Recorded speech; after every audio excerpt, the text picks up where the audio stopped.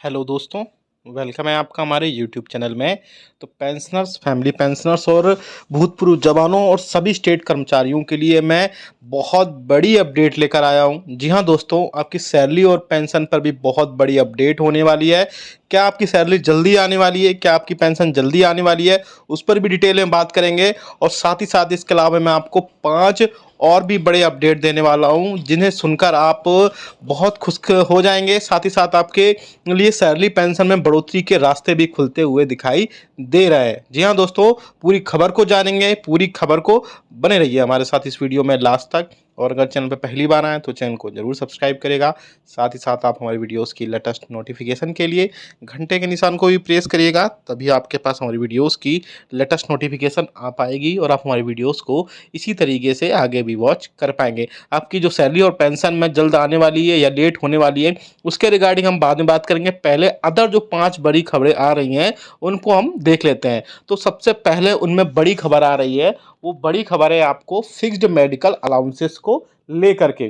जी हाँ दोस्तों, आप सभी को पता है कि ऐसे पेंशनर्स, फैमिली पेंशनर्स या कर्मचारी जो नॉन सीजीएचएस एरियाज़ में रहते हैं, यानी कि जो एरियाज़ में सीजीएचएस के हॉस्पिटल्स या वेलनेस सेंटर्स या फिर वहाँ पर सीजीएचएस के डिस्पेंसरीज नहीं हैं, तो ऐसे एरिया में रहने वाले पेंशनर्स और फैमिली पेंशनर्स को सरकार की तरफ से 1,000 रुपये का फिक्स्ड मेडिकल अलाउंसेस दिया जाता है। जी हाँ दोस्तों, ऐसे में अब पेंशनर्स और पेंशनर्स एसोसिएशंस ने सरकार को बहुत सारे रिप्रेजेंटेशंस लिखे थे, सरकार को बहुत सारे ग्रीवेंसेस भी लिखे थे कि जो 1,000 रुपये जो गवर्नमेंट की तरफ से एफए में प्रोवाइड कराया जाता है, वो 1,000 रुपये बहुत कम पड़ता है, क्योंकि आपको पता है कि मेडिसिन की कॉस्ट बहुत बढ़ रही है दिन पे दिन। तो ऐसे में 1,000 रुपये कम हो रहे हैं, तो सरकार से उन्होंने रिक्वेस्ट की है और सरकार का इस पर आंसर भी आया है। जी हाँ दोस्तों, सरकार ने जो है इस पे इसके रिगार्डिंग बोला भी है। बेसिकली सरकार, पेंशनर्स और पेंशनर्स एसोसिएशन ने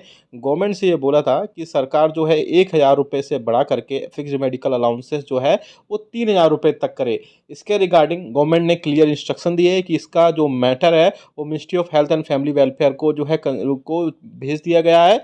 वहाँ से अब जो है कुछ ना कुछ इसमें अपडेट लेकर आएगा। इसके रिगार्डिंग जो है आगे आने वाले दिनों में बहुत सारी चीज़ें क्लियर होंगी, लेकिन आप कमेंट करके बताएगा कि आपके हिसाब से कितने रुपए फिक्स्ड मेडिकल अलाउंसेस के रूप में पेंशनर्स और फैमिली पेंशनर्स के बढ़ने चाहिए, क्योंकि आपको भी पता है कि 1,000 रुपये जो ओपीडी मेडिसिन का खर्चा मिलता है वो बहुत ही कम होता है। लेकिन इस पर बहुत ज़्यादा पॉजिटिव जो है बढ़ाने के चांसेस भी दिख रहे हैं, क्योंकि वाकई में 1,000 रुपये पेंशनर्स और फैमिली पेंशनर्स के लिए बहुत कम होते हैं।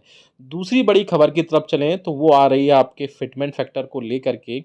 जी हाँ दोस्तों, अभी आप सभी को पता है कि 7वें वेतन आयोग के रिकमेंडेशंस के हिसाब से आपको जो है मिनिमम सैलरी 18,000 रुपये और मिनिमम पेंशन 9,000 रुपये उसमें 7वें वेतन आयोग के अकॉर्डिंग आपको प्रोवाइड कराई जाती है।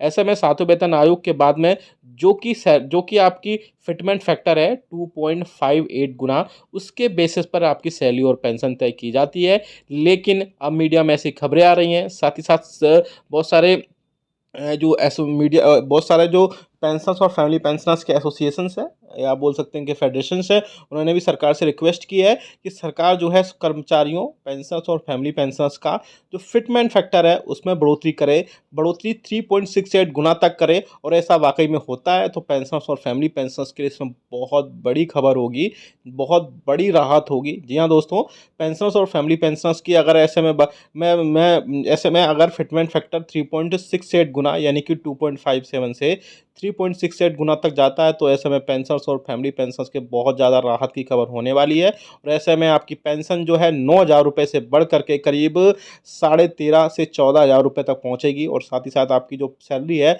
वो 25 से 26,000 रुपये बेसी तक पहुंचने की पूरी पूरी संभावना जताई जा रही है। इस पर भी अगर ऐसा होता है तो हम आपको ज़रूर बता देंगे।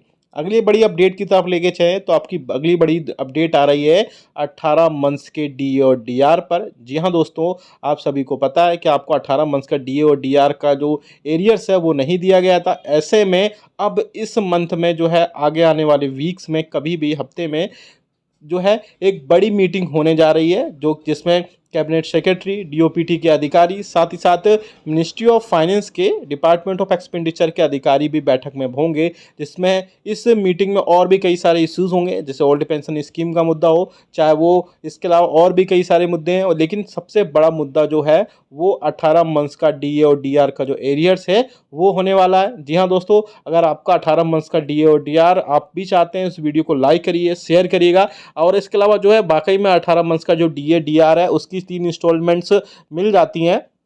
तो ऐसे में पेंशनर्स को 2 लाख रुपए से लेकर के उनके लेवल, बेसिक लेवल के हिसाब से कई सारे पैसे मिल जाएंगे, जिससे पेंशनर्स और फैमिली पेंशनर्स को बहुत ज़्यादा राहत मिलने की संभावना जताई जा रही है। और मीडिया में ये भी खबरें आ रही थी कि ये सिर्फ पेंशनर्स को मिलेगा, तो मैं आपको बता दूं ये ऐसा नहीं होगा, क्योंकि डीए और डीआर कर्मचारियों, पेंशनर्स और फैमिली पेंशनर्स तीनों का रोका गया था। तो ऐसे में अगर ये रिस्टोर किया जाता है, यानी इसमें जो डीए एरियस अगर मिलता है पेंशनर्स को, फैमिली पेंशनर्स को, तो सभी को मिलेगा एज वेल एज एम्प्लॉइज़। तो इसमें बहुत ज़्यादा आगे जो भी अब इस मंथ में जो भी अपडेट होगी बैठक में, वो हम आपको ज़रूर बहुत ही क्लियरली से इसमें बता देंगे। इसके अलावा और भी बड़ी खबरें आ रही हैं। जी हाँ दोस्तों, आपके सैलरी से लेकर भी बहुत सारी खबरें थी। अब आपको मैं सैलरी से लेकर बड़ी अपडेट दे दूँ। अभी मीडिया में खबरें आ रही थी कि जो है बहुत सारे यूट्यूब चैनल्स में भी ऐसा बोला जा रहा था कि आपकी जो सैलरी और पेंशन है वो समय से पहले दी जा सकती है। तो मैं बता दूं आपको कि आपकी पेंशन और सैलरी जिस टाइम पर आती रही है लास्ट वर्किंग डे पे, वैसे ही आपकी सैलरी और पेंशन आएगी।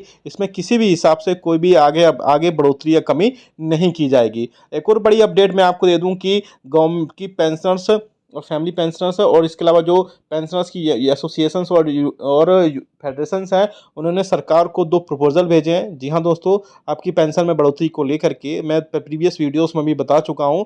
वो 2 बड़े प्रपोजल ये थे पेंशनर्स और फैमिली पेंशनर्स की तरफ से कि सरकार जो है आपको, आपकी जो पेंशन है उसको जो है 2 अलग-अलग प्रपोजल थे। पहला प्रपोजल ये था कि सरकार आपकी पेंशन और फैमिली पेंशन में हर 5 साल में 5 साल की 5% की बढ़ोतरी करे। 5-5 साल के ब्लॉक में, यानी कि 60 से 65 साल में 5% की, 65 से 70 साल में 5% की, देन 70 से 75 में 5 साल की, और 75 से 80 साल में 79 ईयर्स में 80 साल की बढ़ोतरी करे। और 80 साल के बाद में 70 वर्ष की 80 साल के बाद में 7वें वेतन आयोग के रिकमेंडेशंस के हिसाब से आपको ऑटोमेटेड आपकी सैलरी में 20% की, बेसिक पेंशन में आपको 20% की बढ़ोतरी हो जाती है। तो ऐसे में ये एक बड़ा सरकार के लिए चैलेंज होगा, दूसरी पेंशनर्स के लिए बड़ा चैलेंज होगा। अब दूसरी इसमें बड़ा ये बोला गया था कि जैसे एग्जिस्टिंग एम्प्लॉइज़ के लिए 3% बेसिक सैलरी में बढ़ोतरी की जाती है, तो उसी हिसाब से पेंशनर्स का एटलीस्ट 1% बेसिक जरूर बढ़ाया जाए, क्योंकि उनकी बेसिक पेंशन में किसी भी टाइप से कोई बढ़ोतरी नहीं होती है। तो कम से कम अगर 1% बेसिक में भी बढ़ोतरी की जाएगी तो पेंशनर्स को उसमें जी उनका काम चल सकता है, क्योंकि पेंशनर्स की पेंशन में सिर्फ डीए के अलावा और कोई बढ़ोतरी नहीं होती है। तो पूरा साल भर में सिर्फ 2 बार ही डीए बढ़ता है। तो ऐसा में जो उन्होंने बोला कि एटलीस्ट कम से कम 1% की बेसिक में बढ़ोतरी जरूर उनकी पेंशन में की जाए। आप ये क्या सोचते हैं इन सब